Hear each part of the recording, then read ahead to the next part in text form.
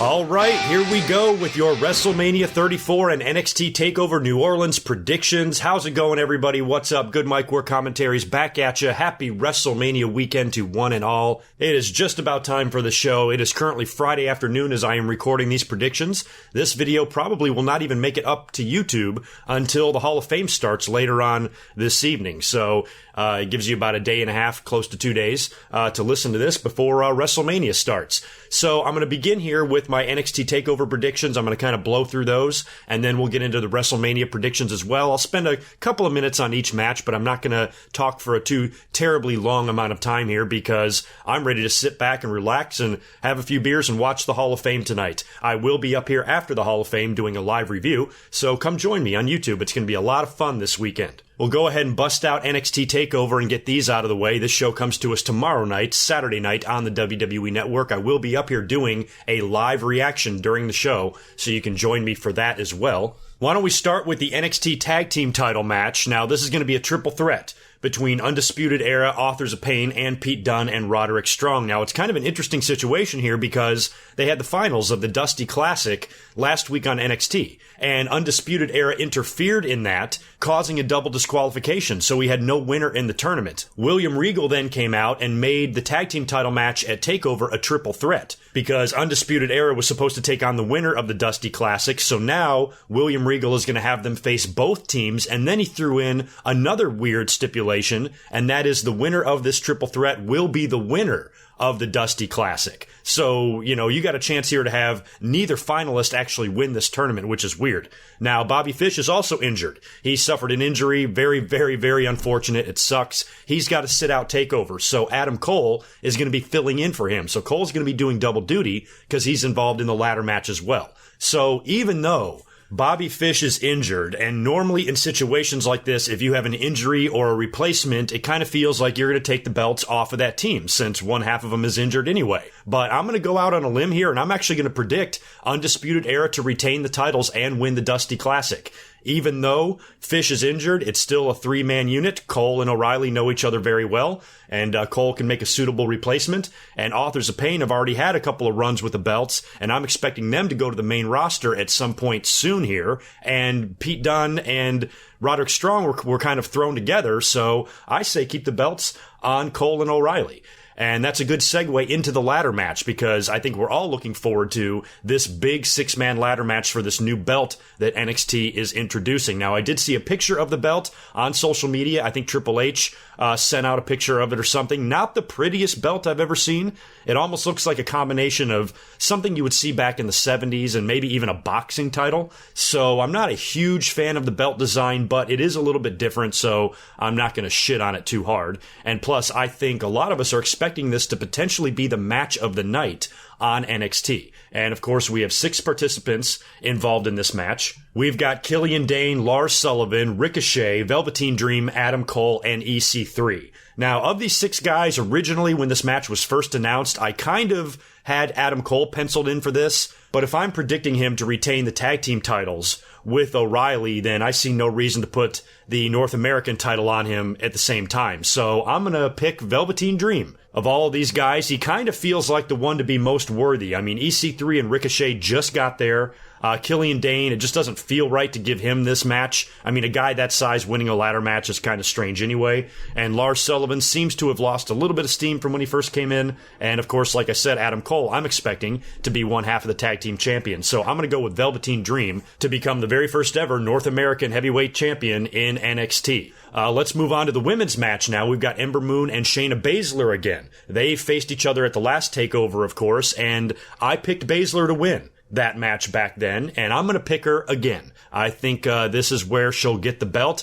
Ember Moon, it would be cool to see her move up to the main roster as well. If Aska does remain undefeated going into the summer, maybe even going into next year, and you don't build for a big Aska versus Ronda Rousey match, then maybe Ember Moon can be the person to eventually end the streak of Aska. So I think maybe you have Ember Moon drop the belt, get her rematch with Baszler, and then move her along. So I'm going to pick Shayna Baszler to become the new NXT Women's Champion at TakeOver. In another very, very possible match of the night candidate here, we've got Gargano and Ciampa. Now, this is a match that's taken a long time to get here. It's been a long road. It's been a good build. I've enjoyed what we've seen from these two guys on NXT. Of course, Gargano lost the match to Almas, and they had the stipulation in that match that he would have to leave NXT. So they had to find a way to write him back in. So this is going to be a non-sanctioned match with the stipulation that if Gargano wins, Johnny Wrestling will be reinstated into NXT. So when you look at that stipulation and you look at all of the horrible things that Tommaso Ciampa has done to him, I think Gargano has got to get his revenge here. And plus, you got to get him back on TV, right?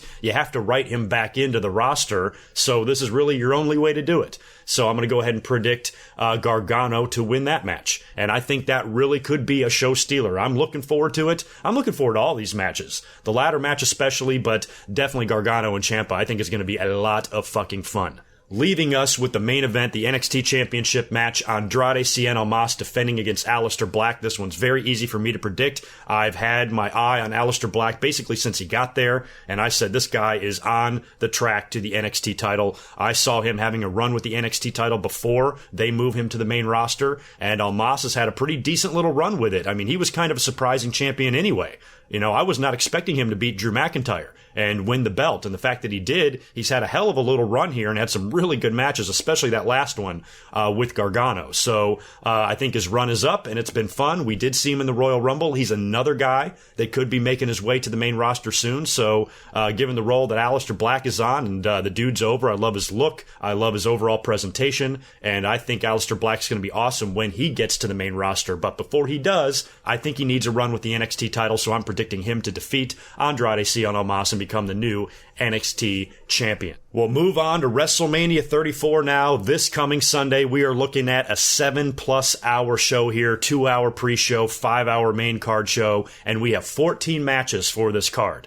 So you guys have heard all of my thoughts on the build to a lot of these matches. I had my Go Home Raw and SmackDown review earlier on in the week, episode 491. You can check out that video. The link is right here in the top right-hand corner of the screen. I have talked in detail about most of these builds and a lot of speculation and maybe even some early predictions. So a lot of these matches you might know who I'm going to pick here. So I'm not going to elaborate too hard. I'm just going to kind of run through them like this because we've got a big weekend and I got to get this video up to you. So why don't we start with what is probably going to be on the kickoff show, the Cruiserweight Finals, Cedric Alexander versus Mustapha Ali. A lot of controversy about this match being on the kickoff.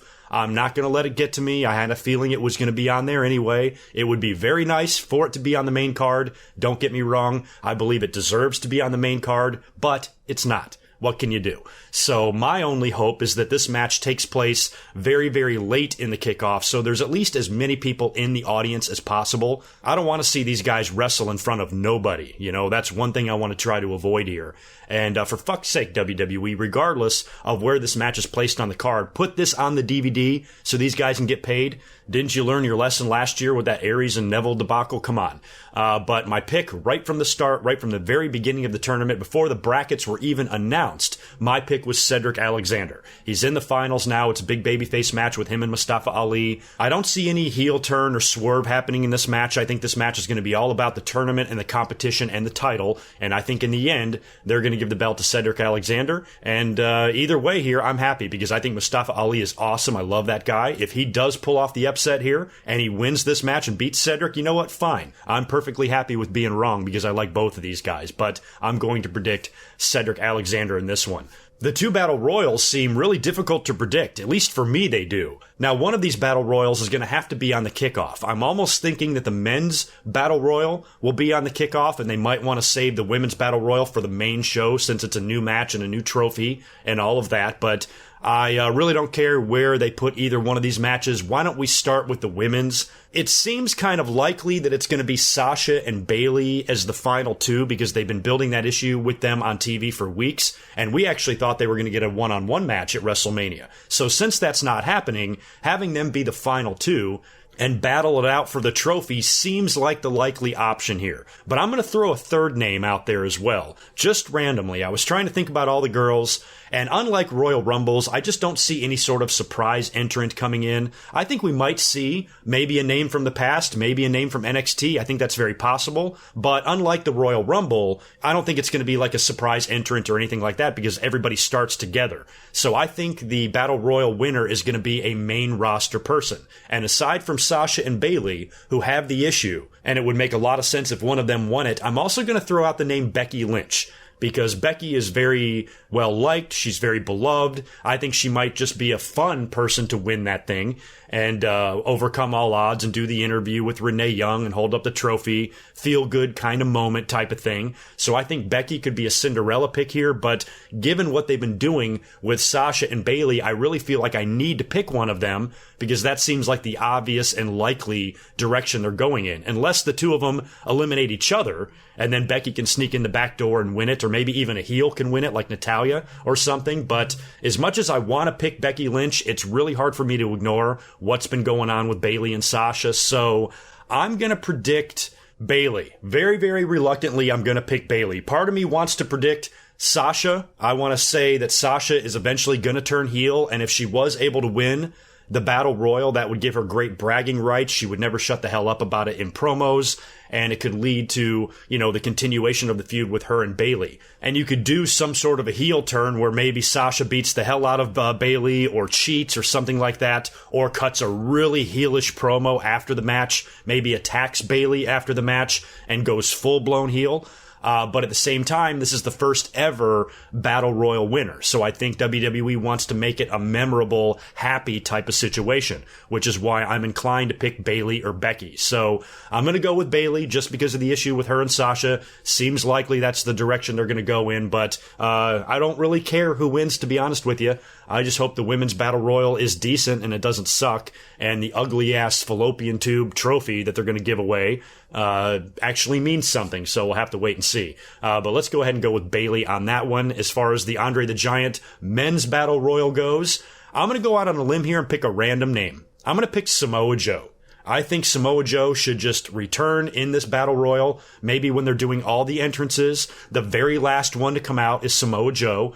He gets in the ring, has a dominant performance, wins the Battle Royal, and we have heard rumors that if Roman Reigns beats Brock Lesnar, his first opponent is rumored to be Samoa Joe. So if that's the case, you got to give Samoa Joe a reason to get a title shot.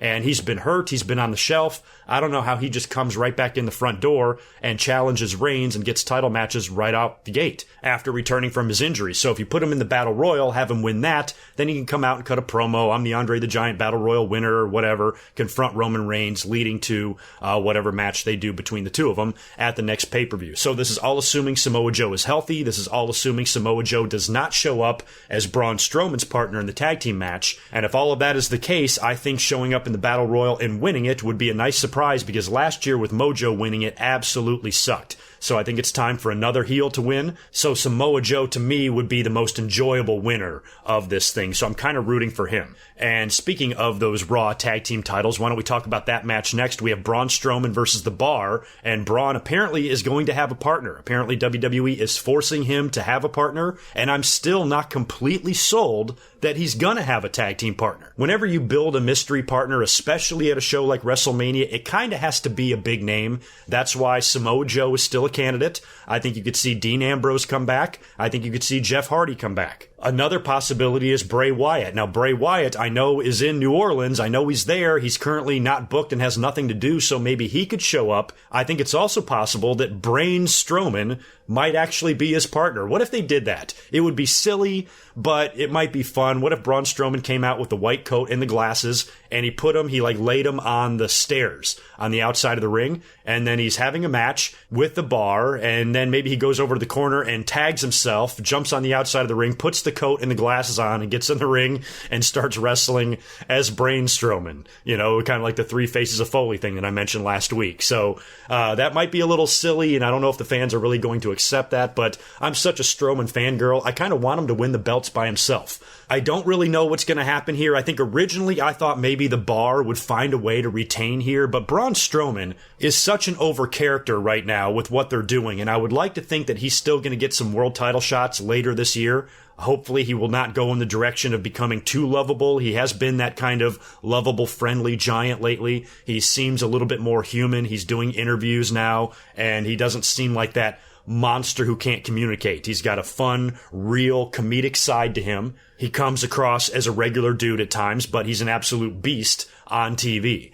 So hopefully Braun Strowman will continue to get over, and I don't think having him lose here is really a good way to do that. I don't think you want to have Braun Strowman, who's probably going to be involved in world title programs this year. I don't know if you want to have him with a loss next to his name in the record books at this WrestleMania. So I think whatever they do with Strowman, whoever his partner is, I think that they will defeat the Bar and become the new Raw Tag Team Champions. And I am predicting a shit ton of title changes on this show. I think I'm only predicting maybe 3 people to retain. And that brings me to the SmackDown Tag Team title match, the triple threat, Bludgeon Brothers versus the Usos versus the New Day. Now, I would like nothing more than for the Usos to retain here, get their WrestleMania moment, celebrate at WrestleMania, but given the way they've built and brought in and pushed the Bludgeon Brothers, I don't see how you do not put the belts on this team. Unless you held it off, unless they did something crazy, unless New Day got really creative and dumped a big box of cereal on top of the Bludgeon Brothers, rendering them helpless, and then the Usos are able to score a victory in the ring or something like that. Aside from anything crazy happening, I think you got to put the belts on the Bludgeon Brothers. So I'm going to predict both sets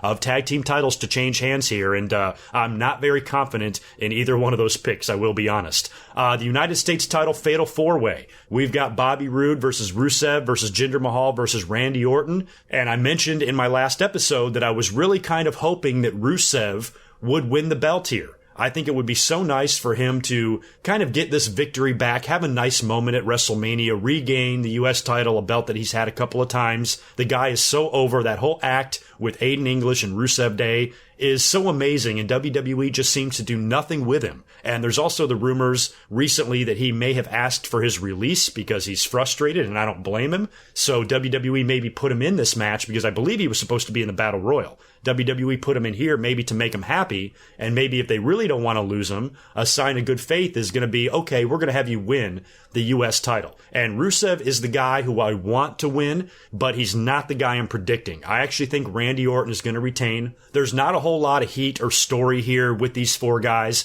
It's been somewhat boring. This whole thing started with Bobby Roode and Jinder and Randy Orton when they were talking about the SmackDown Top 10 list, something that WWE has already dropped and done away with. So there really wasn't anything or no substance to this feud or this angle whatsoever, and I think we have to have somebody retain their belts here. Somebody's got to retain the title at WrestleMania. We can't see every single championship belt change hands, and I've got enough title changes in my predictions here, so I'm going to go ahead and predict Randy Orton to retain the U.S. title. Next up, we've got the triple threat Intercontinental title match between champion The Miz defending against Finn Balor and Seth Rollins. I said a couple of weeks ago that I think Finn Balor should win the Intercontinental title here, and I think he should do it as the Demon. So I don't know if I'm going to do a double prediction here. Not only am I predicting Finn to win, but I think he comes out as the Demon. I just cannot believe that WWE is not going to do this. How do you not have a Demon entrance at WrestleMania? Can you imagine how fucking badass that would be? So I might be going way out on a limb here, and maybe the Demon doesn't come out at all. It's just regular Finn Balor, but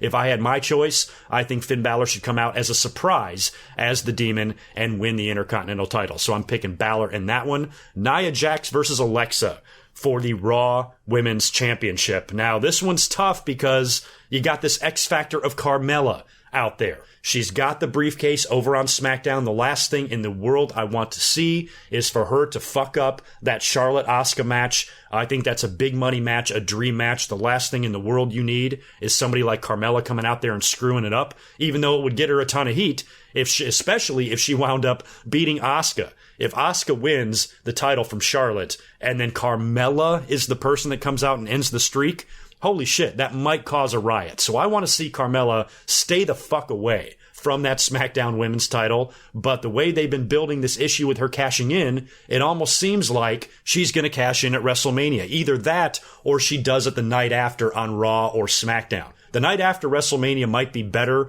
because you don't want to have a million title changes on this show, and plus Carmella cashing in at WrestleMania might wind up getting lost in the shuffle in the grand scheme of things, considering how much we're going to see on the show. Remember, Dolph Ziggler did the same thing a few years back after WrestleMania 29. He cashed in on Alberto Del Rio. So maybe waiting is the best option here. So I think my heart is overtaking my head here, and I'm going to predict Carmella to not cash in either one of these matches. And I think Nia Jax is going to defeat Alexa Bliss completely clean, and she'll probably beat the shit out of Mickie James as well and win the Raw title at WrestleMania. It seems like in storyline between these two, that's the only direction you can go in. That has to be the result here. After everything that Alexa Bliss and Mickie James have done and said about Nia Jax, how does Nia Jax not completely annihilate Little Biscuit Butt at WrestleMania? So I think Nia Jax is going to be your new Raw Women's Champion. Bringing us to the SmackDown title, Asuka versus Charlotte. Now, one thing I always try to do in my predictions video is predict something that nobody else is predicting. And from what I've seen on social media and from all of you, and when you guys tell me what you think is going to happen at WrestleMania, virtually everybody is picking Asuka to beat Charlotte. And that very well might happen. And I'd be perfectly fine if it does. I think the undefeated streak of Asuka is very fun. If she wins here, that streak continues. And then you're set up for her to drop it and lose the streak somewhere down the line. Maybe at SummerSlam or maybe all the way at next year's WrestleMania if you actually want to have Asuka undefeated that long. But in my opinion, I think that's too long. Imagine if Roman Reigns went on a 4-year undefeated streak. I mean, the fans would literally shit a live chicken. They would not be able to handle that. And I think 4 years or 3.5 years or whatever it will be, if Asuka goes until WrestleMania 35 undefeated, is just too long. And I'm a big Charlotte mark, and I'm just going to go way out on a limb and predict Charlotte to beat Asuka and end the streak and retain the title. I could be completely wrong, but if I'm right, I know I'm going to be one of the only people that said that Charlotte was going to win. So I'm going to predict Charlotte here. But regardless of what happens, I hope the match is good. This is one of the matches I'm looking the most forward to on the card. I hope they put it in a good spot. I hope it's perfectly placed in the card in between a couple of matches where they don't have to follow anything and they can have the fans' full attention and, it all just works out. I've got really, really high hopes for this match. And like I said, in the end, the wrestling fan in me is not going to care who wins. But I'm picking Charlotte to retain the SmackDown title. So there you go. Let's move on to the two big tag team matches in the GM side of things on Raw and SmackDown. We'll start with Ronda Rousey and Kurt Angle versus Stephanie McMahon and Triple H. I don't see how you have Ronda Rousey lose her debut match, and Kurt Angle just returned to the company a year ago and went into the Hall of Fame. I've mentioned time and time again that I think this match would be so much better if it was Kurt Angle's first time back in the ring. I think it would feel bigger, it would feel more important, and the fans might be a little bit more excited to see it. But since we saw Kurt return at TLC, he worked at Survivor Series, I'm just not looking that much forward to it. I don't know what kind of match we're going to get here. Stephanie and Triple H and Kurt and Rousey, these are all part-timers. Rousey's never even had a match. Stephanie wrestles every couple of years. I just don't know how good and entertaining the match can be. I'm sure it's going to have its moments, don't get me wrong, but I think this match just is going to need something to really get the fans to give a shit about it. And I'm a little bit nervous about the clunky work possibly of Ronda Rousey and Stephanie, and I just don't know how good this match is going to look in the ring. So in order for the fans to forget about the most likely poor quality of this match that we're going to get, maybe you add something else in here. Maybe you throw a twist. And I've mentioned The Rock a couple of times, that The Rock, I'm hoping, will be at WrestleMania, maybe to do a big segment with Elias. That would be a lot of fun. Or he can show up in this match. Because don't forget, it was at WrestleMania 31 when this whole thing started, with Rousey on the outside of the ring, and The Rock brought her in. And that's the match we thought we were going to get. We thought we were going to get Rock Rousey versus Stephanie and Triple H, but instead it's Kurt Angle and Rousey. So maybe if The Rock comes out, and helps out Kurt Angle and Ronda Rousey. Maybe Stephanie and Triple H have a trick up their sleeve. Maybe they bring in an NXT girl or a hard-ass fighter to try to combat Ronda Rousey. They try to cheat a little bit, and then The Rock comes out to even the odds. I don't know. I think The Rock appearing in this match is possible.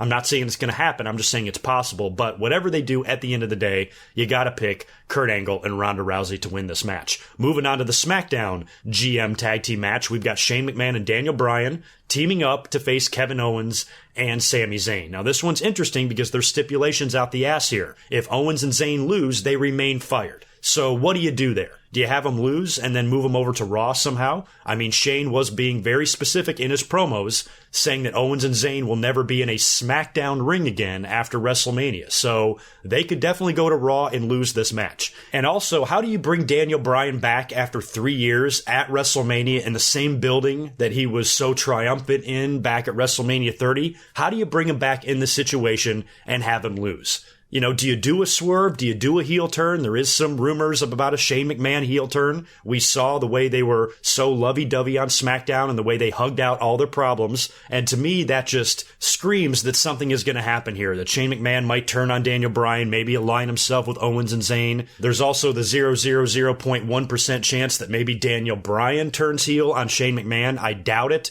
I don't think the fans want to see that. Fans love Daniel Bryan, and I think he needs to bask in the glory here. So I think because it's Daniel Bryan's return match, you got to have a feel-good moment here, and I think he's got to win. So I'm going to pick Bryan and Shane to defeat these two guys. If they want to have an issue with Daniel Bryan and Shane McMahon in the future, they can. Shane McMahon's probably going to have to take some time off anyway because he is injured, and he's got to have some surgery apparently. So if he goes and gets that done, you don't really need to do the heel turn, because if you do a heel turn with Shane and he aligns himself with Owens and Zayn, Shane's going to be off TV like right away into this angle. So I think you just got to give the victory to babyface Daniel Bryan and babyface Shane McMahon. They defeat Kevin Owens and Sami Zayn, and then it keeps the fans guessing, what are they going to do? When are they going to turn back up? How are they going to write Owens and Zayn back into TV? And are they going to make the jump to Monday Night Raw? So got to go with Daniel Bryan and Shane McMahon in that match. We know we're going to get something between The Undertaker and John Cena. It's either going to be a match or it might just be a confrontation.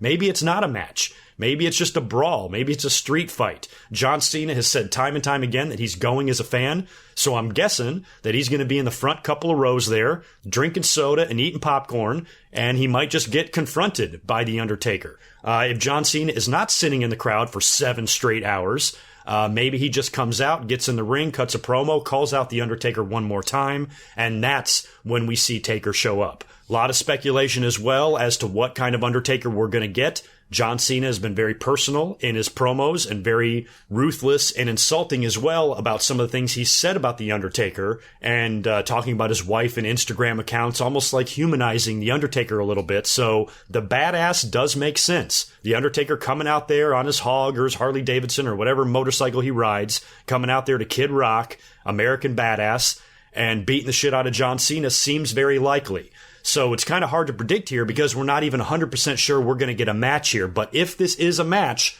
guess what? I'm picking The Undertaker. Don't you have to?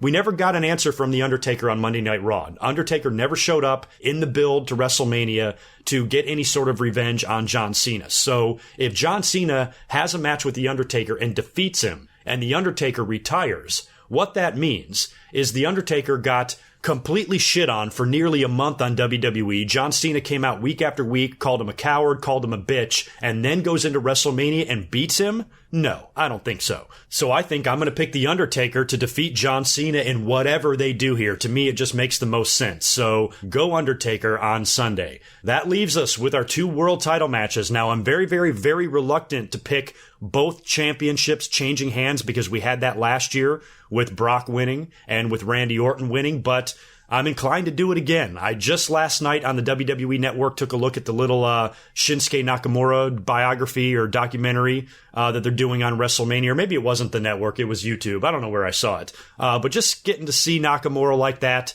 and his road to WrestleMania, and the path that he's taken to get there, coming over from Japan and everything. And AJ is nursing a little bit of an injury as well. Nakamura has had some title matches already. He's come up short. So I think you give it to him. I think you give it to Nakamura. I think it's going to be a great match. I think it's going to be a show-stealing match. I don't care where it belongs on the card. A lot of people are demanding that this match be the main event.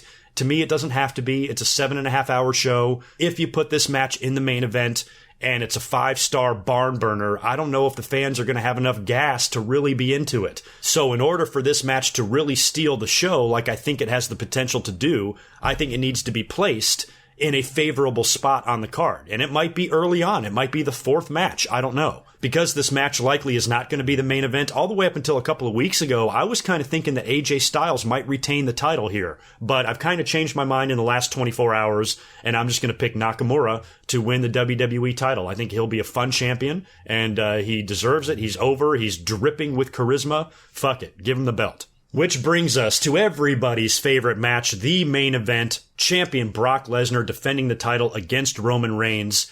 You know, what else can you say about this match? We've seen the build. We've seen where they've been going with this for the last year. There has been a lot of rumors about Brock returning to the UFC, and now apparently it has been confirmed because Dana White did an interview a couple of days ago where he said Brock Lesnar is returning to the UFC. It's still probably going to be a while. Brock, I think, has some of his suspension left over that he still has to do before he can fight again. But his contract is up. We really don't know what he's doing with WWE, if he's going to, re-sign or stick around part-time or whatever. But whatever they do here, Brock Lesnar has been the champion for a year. He's had the belt. He's hardly ever worked. He hardly ever shows up. The belt now, I think, needs to be back on Raw. It's been long enough. It's fine if Brock is like a 6-month champion or something like that, but it's been a full year. So to me, you got to put the belt back on Raw, and you got to put the belt on Roman Reigns. I'm not saying I want to see this, so don't freak out. Don't shit your pants. Don't lose your mind. It's not a big deal. I'm just saying Roman's going to win. Most likely he's going to win. I think even people who hate Roman Reigns are predicting him to win in this match. And who knows how good it'll be. I've maintained that Roman and Brock will not put on a bad match. I mean, the Roman hate is so strong, nobody's ever going to give this guy credit for anything. It's impossible. Critical thinking is out the window when it comes to Roman hate. But I think this match is going to be good. It could suck. I could be wrong. I'm not saying that I'm guaranteeing it's going to be good. The match might suck. The fans might not be into it. If it is the main event after a 7-hour show, it could have that Chris Jericho, Triple H type of feel like we got at WrestleMania 18 after they had to follow Hogan and Rock. But given what these two guys did at WrestleMania 31, given Roman's ability to sell his ass off and Brock being the monster that he is, I think this match can be decent, and I think it can be fun. And in the end, I guess it's probably not going to be too fun because Roman Reigns is going to stand tall at his 4th consecutive WrestleMania. So that's kind of a lot, and that kind of sucks. But, what can you do? Roman Reigns is probably going to be your new Universal Champion. He'll have a couple of feuds throughout the summer, which he'll win, and I'm guessing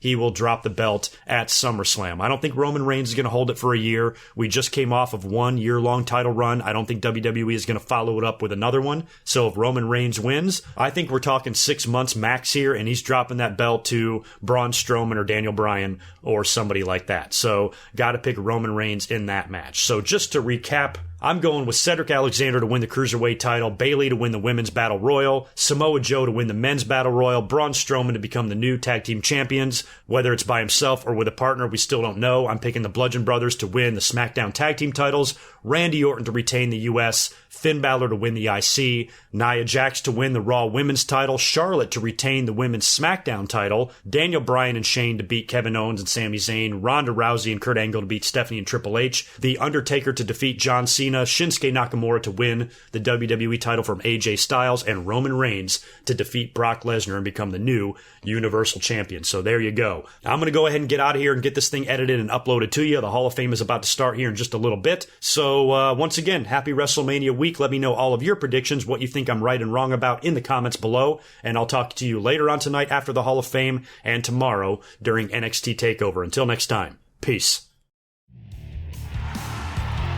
This has been a Good Mic Work Commentaries production. Be sure to subscribe on YouTube at youtube.com/GoodMicWork. Follow Greg Morgan on Twitter at GoodMicWork and visit GoodMicWorkCommentaries.com for all the latest podcast and video content.